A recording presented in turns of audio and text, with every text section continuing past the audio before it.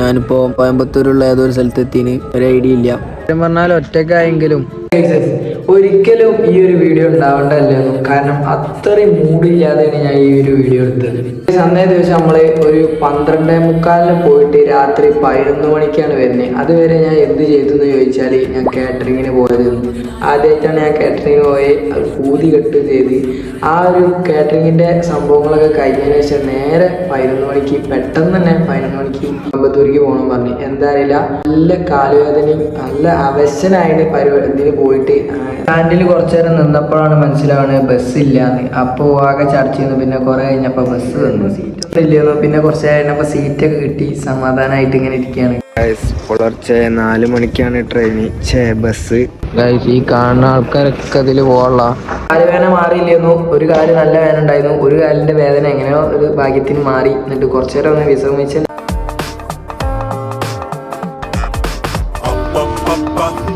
അവിടുത്തെ ബസ്സൊക്കെ വേറെ റേഞ്ച് കേട്ടോ. അതെങ്ങനെ എക്സ്പീരിയൻസ് ചെയ്യാൻ പറ്റി, അങ്ങനത്തെ ഓരോ അനുഭവങ്ങൾ കിട്ടാൻ പറ്റി.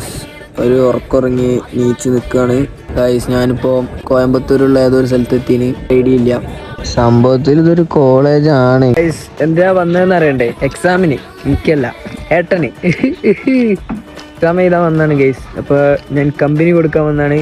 ബട്ട് ഞാൻ ഇപ്പൊ പോസ്റ്റാണ്. ഇപ്പൊ ഏതോ ഏരിയ കൂടെ ഇങ്ങനെ നടന്നുകൊണ്ടിരിക്കുന്നുണ്ട്. അവിടെയാണ് ഈ കോളേജുള്ളത്. കാര്യം പറഞ്ഞാൽ ഇപ്പോഴാണ് ഒന്ന് ഓണായത്. ഇതുവരെ കാല് കടച്ചിലേനി സെറ്റായി.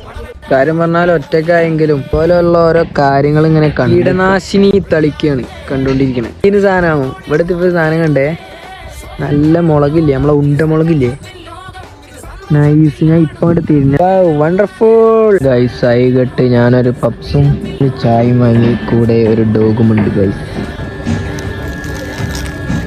വെയിറ്റ് ചെയ്തോണ്ടിരിക്കണം. ബാഗ് വരുന്നു ഗായ്സ്. നമ്മളിനി ട്രെയിനില് വീട്ടിലേക്ക് നമ്മൾ പ്ലാന് മാറ്റി നമ്മൾ ബസ്സിലാണ് പോണേ. നമുക്ക് പോകാനുള്ള ബസ് ഇതാല്ലേ? അയ്യോ, KSRTC. ഏറെ നേരം നമ്മൾ ബസ് യാത്ര ചെയ്തിട്ട് നമ്മൾ വീട്ടിലെത്തിരിക്കുകയാണ് ഗായ്സ്. ഇനി പിന്നെ വരാം.